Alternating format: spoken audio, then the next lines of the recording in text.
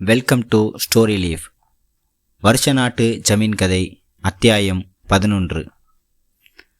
மாறுகை மாறுகால் வாங்கிறதுன்னு சொல்லுவாங்களே, அது மாதிரி உறுப்பு குறைப்பு, மரண தண்டனை இதையெல்லாம் செய்கிறதுக்கு பாளையக்காரங்க முந்தி நாயக்கருங்க மன்னர்கிட்ட உத்தரவு வாங்கி ஆகணும். அதுக்கு பிறகு வந்த ஜமீன்தாருக கலெக்டர்கிட்ட உத்தரவு வாங்கணும். நம்ம பெரிய ஜமீன்தார் மட்டுமில்லை, நிறைய ஜமீன்தாருக இந்த உத்தரவை ஒரு பொருட்டாக நினைக்கல. அவங்க இஷ்டத்துக்கு தண்டனையை நிறைவேற்றினாங்க. ஏன்னா அம்புட்டு அதிகாரமும் ஜமீன்தாருக்கு தான் இருக்குன்னு ஜனங்க நினச்சதால தான். அதுவும் தவிர ஜனங்களை இடங்கை வலங்கைன்னு பல வகைப்பட்ட ஜாதியாக பிரித்து வச்சு அவங்களுக்குள்ள ஒத்துமை இல்லாமல் இருக்கிறதும் ஒரு காரணம்தான். மீசலாவுல சின்னம்ம நாயக்கரை தீயில வாட்டின ஜமீன்தாரு ராமகிருஷ்ண நாயக்கர் நேராக பழையஞ்சித்தங்கிட்ட வந்து அம்புட்டு விஷயத்தையும் சொன்னார். சாமி, தப்பு பண்ணிட்டீங்களே சாமி. எது நடக்கக்கூடாதுன்னு நினச்சனோ அதை செஞ்சு போட்டிங்களே.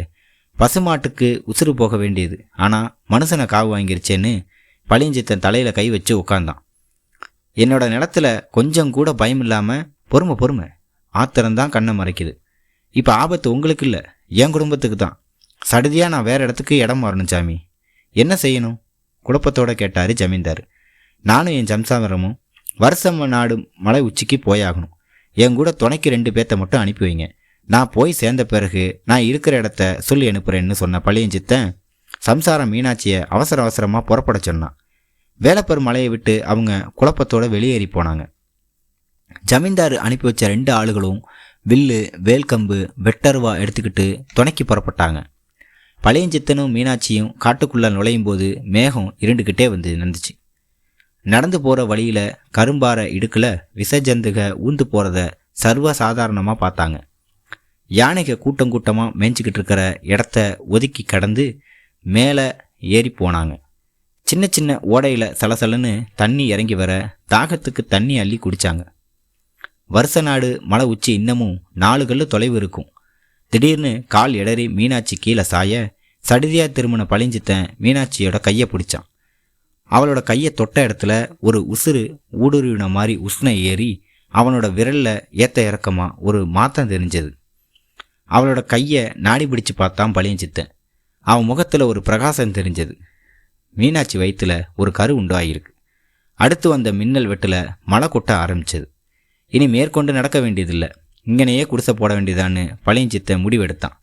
கூட வந்த 2 பேர்கிட்டையும் இதை சொன்னதும் மடமடன்னு குலதலையை வெட்டி குடிசை போட ஆரம்பிச்சிட்டாங்க. அந்த இடம்தான் ஓயா மாதிரி. மருத மரத்துக்கு அடியிலேயே உட்காந்து மீனாட்சியை மடியில் படுக்க வச்சுக்கிட்டான். மீனாட்சி கண்ணை மூடிக்கிட்டே பழியஞ்சித்தங்கிட்ட கேட்க நினச்சதை கேட்டுட்டான். சாமி, ஜமீன்தார்கிட்ட நெசத்தை சொல்லி போடுங்க. நாம் எத்தனை நாளைக்கு தான் சிரமப்படணும்? விதி வலியது மீனாட்சி, வலியது தான் ஜெயிக்கும். கொஞ்ச நாள் பொறுமையாரு. ஜமீன்தார் மனசை மாற்ற முடியுதான்னு பார்க்கலாம். பட்டத்தை கட்டி நாடாள வேண்டிய ராமரும் சீதா பிராட்டியும் காட்டில் போய் 14 வருஷம் சிரமப்பட்டாங்களே. நீ சாதாரண பொண்ணு இல்லை, மதுரையை ஆட்சி செஞ்ச கடைசி நாயக்கர் அரசி மீனாட்சியோட மறுபிறவி. அந்த மீனாட்சி மாதிரி நீயும் கஷ்டத்தை அனுபவிக்கணும்னு விதி இருக்குன்னு சொன்ன பழியஞ்சித்தன் மீனாட்சி கண்ணில் செல்லமா முத்தம் வச்சான். பின்னாடி வரப்போகிறத புரிஞ்சிக்க உதவியா இங்கே ஒரு பழங்கதை. மதுரையை ஆட்சி செஞ்ச மன்னர் விசயரங்க சொக்கநாதன் தனக்கு வாரிசு இல்லைன்னு தெரிஞ்சதும் கஜானாவில் இருந்த பணத்தை அள்ளி கோயில் குளம்னு கொட்டி தீத்தாரு. அவ்வளவு பக்தி பலமாக இருந்து என்ன செய்ய? ராஜ்யத்தை கவனிக்காமல் விட்டுட்டாரு. ஜனங்க பஞ்சம் பசின்னு அலையிற நேரத்தில் மன்னர் செத்துட்டாரு.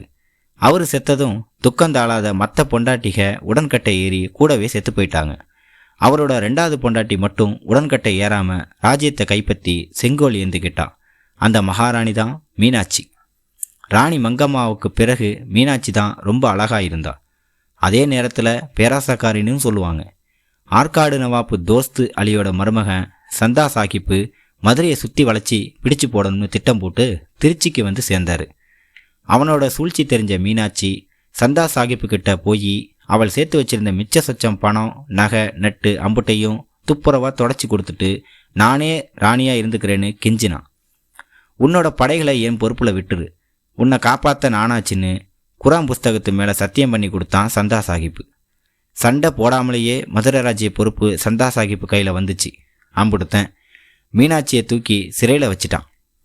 சந்தா சாஹிப்பு சத்தியம் செஞ்சது குரான் புஸ்தகம் இல்லை, செங்கல் மேலே சிவப்பு துணியை மூடி பொய் சத்தியம் செஞ்சாருன்னு தான் பிறகுதான் தெரிஞ்சது. பாவம், தன்னை பாதுகாத்துக்க தெரியாத மீனாட்சி கடைசியில் நொந்து போய் நஞ்சு குடிச்சு செத்து போனான்னு கதை சொல்லுவாங்க. 4 வருஷம் ஆட்சி செஞ்ச கடைசி நாயக்கர் அரசி மீனாட்சியோட முடிவு பரிதாபந்தான். நம்ம ஜமீன்தார் அரண்மனைக்கு வந்து சேர்ந்ததும் பிரதானி ராமையர், ஐயா, காட்டு யானை தப்பிச்சு வந்து வாழைத்தோப்பில் இறங்கி நாசம் பண்ணிக்கிட்டு இருக்கு, வேட்டைக்கு பழக்கப்பட்ட ஒரு 100-150 ஆளுகளை அனுப்பி வச்சிருக்கேன்னு சொன்னார். ஜமீன்தார் ரோசனை செஞ்சார். அரண்மனையில் இருந்தால் ஜனங்களுக்கு சின்னம்ம நாயக்கரை பற்றி தெரிய வரும்போது என்ன ஏதுன்னு வந்து ஆளாளு கேட்பாங்க. அதனால் வேட்டைக்கு போகிறதே உத்தமன்னு நினச்சார். நாட்டு துப்பாக்கியை எடுத்துக்கிட்டு பெரிய வீட்டு நாயக்கருக அண்ணன் தம்பி 2 பேர்த்தையும் சேர்த்துக்கிட்டு யானை மேலே ஏறி கிளம்பினார். ஆலமரத்து பள்ளம்னு சொல்கிறோமே, அங்கே போனதும் ஜமீன்தாரும் வந்துட்டாருன்னு வேட்டைக்காரங்க ஒரே குஷியாயிட்டாங்க. யானை தான் இன்னமும் கண்ணுக்கு தட்டுப்படலை. கொட்டு கொம்பு உதி யானை தடம் பார்த்து கலைக்க அந்த சமயத்தில் ஒத்தையடி பாதையில் வந்துக்கிட்டு இருந்த யானையை ஜமீன்தார் பார்த்துட்டாரு. துப்பாக்கியை தூக்கி குறி வச்சுக்கிட்டு இருக்கும்போதே தலைக்கு மேலே டமார்னு வேட்டு சத்தம் கேட்டுச்சு. நெத்தி பொட்டில் அடிபட்டு யானை அங்கேயே சாஞ்சு போச்சு. நாம் சுடுறதுக்கு முந்தையே மேலே இருந்து யார் சுட்டாங்கன்னு மரத்து மேலே பார்த்தாரு ஜமீன்தார். உச்சி மரத்தில் ஒருத்தர் துப்பாக்கியை கையில் பிடிச்சிக்கிட்டு சிரித்தார். அப்புறம் பார்த்தா அவர் வேற யாரும் இல்லை, வடவீரநாயக்கம்பட்டியிலேருந்து கண்டமனூருக்கு விருந்தாளியாக வந்தவர். நம்ம ஜமீன்தாருக்கு தூரத்து சொந்தம். சத்தே இல்லாமல் தொத்தலாக இருப்பார். அதனால் தொத்தநாயக்கர்னு அவரை கூப்பிடுவாங்க.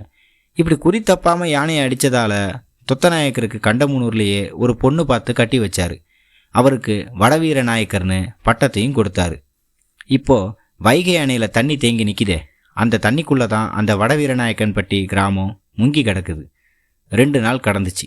பழையஞ்சித்தன் கூட துணைக்கு போன 2 பேரும் கண்டமனூர் அரண்மனைக்கு திரும்ப வந்து ஜமீன்தார்கிட்ட அவன் இருக்கிற இடத்த ரகசியமாக சொன்னாங்க. பழையஞ்சித்தனை பற்றின விஷயம் ஜனங்களுக்கு போய் சேராமல் பார்த்துக்கிட்டாரு ஜமீன்தார். அத்தியாயம் 11 முடிந்தது. மீண்டும் அத்தியாயம் 12 சந்திப்போம். நன்றி, வணக்கம்.